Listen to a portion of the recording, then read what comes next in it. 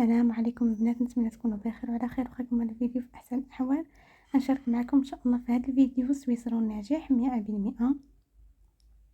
الا تبعتوا النصائح من الاول للاخر اللي غنعطيكم في هذا الفيديو ان شاء الله ما غاديش تعاودوا تلقاو مشكل مع السويسرون وما غاديش يعاود يتكسر معكم نهائيا. تبعوا فقط التعليمات والنصائح وان شاء الله كمبتدئه غينجح معك من اول تجربه. كما العاده ما تنسونيش من لايك واشتراك القناه ديالك اول مره كتشاهدوا القناه ديالي، والله يفرحكم ويسعدكم. بسم الله على بركه الله. كناخذ 4 البيضات من حجم متوسط، كاس ديال السكر 150 غرام، ساشي ديال الفاني 7 غرام، ونصف كاس ما بين الماء والزيت، يعني ربع كاس ماء وربع كاس زيت 40 غرام 40 غرام.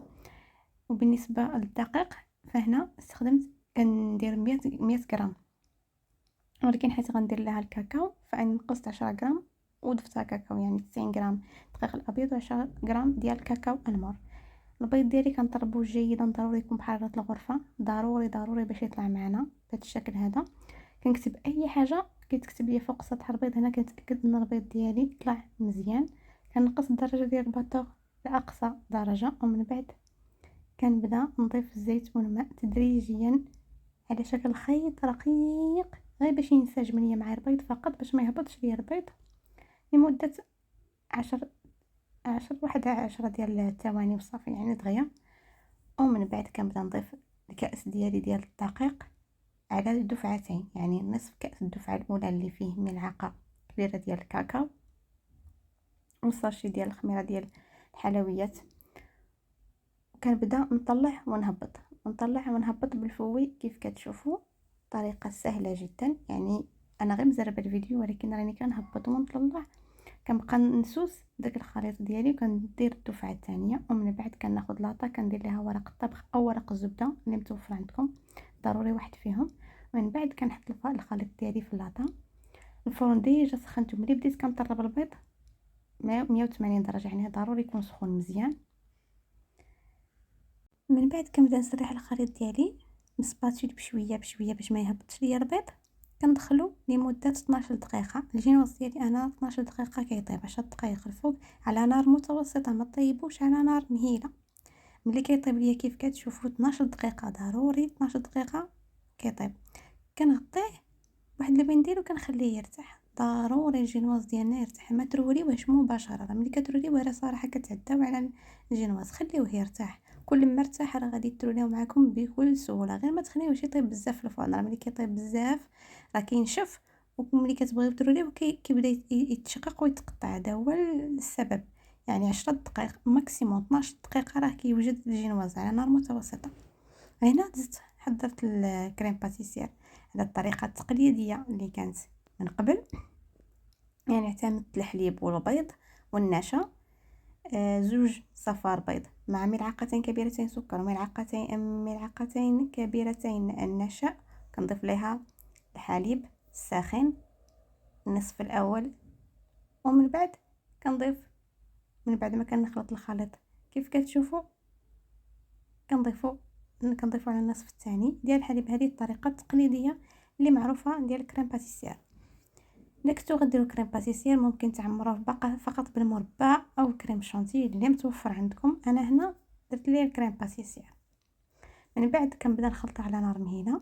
من بعد ما كطيب ليا ما كندير لها لا زبده حتى شي اضافه، فقط كناخذ السلوفان كنحطو على القاع ديال على السطح ديال الكريمه، ضروري كيلامس لينا سطح الكريمه باش ما ديرش لينا القشره. ولا ما كانش متوفر عندكم السلوفان ممكن ترشوا عليها السكر فقط من الفوق، راه ما كيديرش قشره.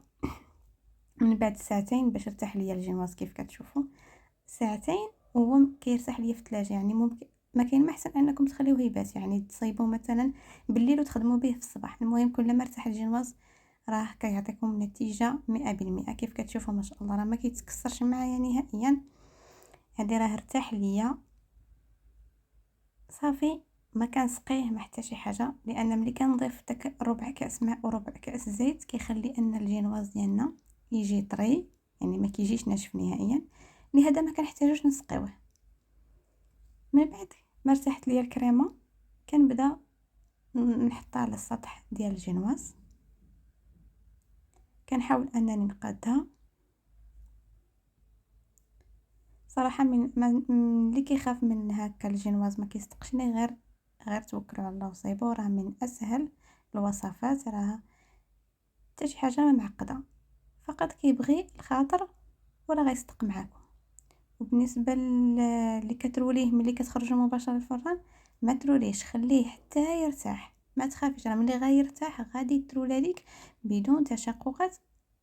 هنا كان عندي واحد الكراميل موجود، فدرت خلط ديال الكراميل ماشي بالضروره، ومن بعد كنبدا نروليه كيف كتشوفوا كيترولى ليا بكل سهوله، ما كيتكسر معايا ما حتى شي حاجه.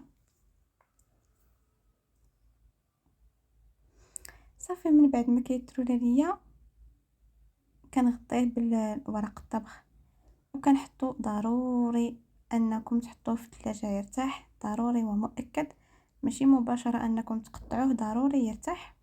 كل ما ارتاح عاوتاني في هذه المرحله هذه يعطيكم نتيجه مزيانه. من بعد ما ارتاح ليا كنغلفو بالكريمه، حيت انا هنا كنت غنبغيت نزوقو بالشوكولاته السوداء، وضعت ليها الكاوكاو مهرمش، فلهذا درت الكريمه على السطح. فممكن فقط تدهنوه بالمربى وتكتفيو بالمربى، والنتيجه كيف كتشوفوا ما شاء الله كيجي واحد السويسرو اللي هو رائع، كيجي طري ما شاء الله، واخا ماشي مشرب ولكن ما شاء الله كيجي طري، وكريمه كتجي عاقده. نتمنى وصلتنا الاعجاب ديالكم. السلام عليكم ورحمه الله وبركاته.